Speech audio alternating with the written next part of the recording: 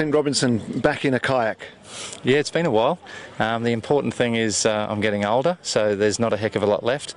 But I had been, doing a couple of other things over the last few years and been keeping genuinely quite fit.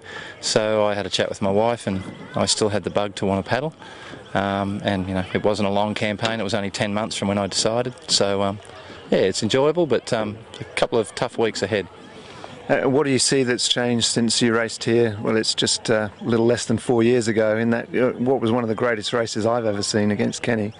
Yeah, it was certainly a good dogfight that day, and Kenny went on later that year to achieve some great heights in canoeing, being two-time Olympic medalist now and winning a gold medal. So it was great to be in that year and see how he had matured to be the athlete from the young boy that I used to know as a surf life-saving kid. Now it's happening with a lot of other people. We got great men's fours and women's fours. There's a couple of other really solid singles paddlers in men and women coming through. So the sport, fortunately, is on a very nice up at the moment, which looks great. And how have you found it getting back in and doing the training, doing the hard yards, so to speak, and you've raced here today? Yep. What do you feel about your progress? My progress at the moment is probably not really that accurate. I have struggled quite a bit this week. I've just been a little bit under the cuff.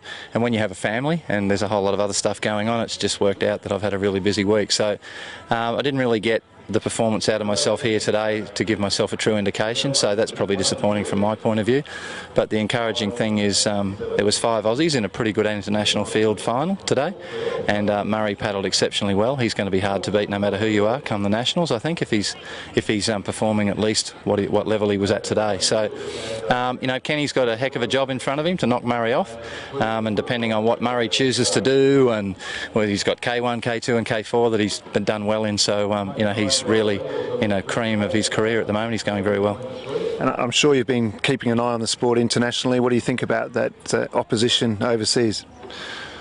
Look, I think Adam Van Koeven, the current world champion, is an exceptional athlete, but he's hot and cold. Max Hoff, if I had to take every Australian out of the picture, I'd say Max Hoff for me is a 70% Olympic gold medal chance. I think Adam on his great day will really push Max, but I believe Max is not going to be featured in the K4, so he's going to go solely for K1. And Germany focused on the K4 this year to get their numbers qualified and told him to not focus on the single, so I think that hurt him quite a bit, but I'm sure Max Hoff will be the one to beat come the Olympics in August. Okay, well great, thanks Clint Robinson, and we'll see you back here in a few weeks' time. Can't wait, can't wait. No.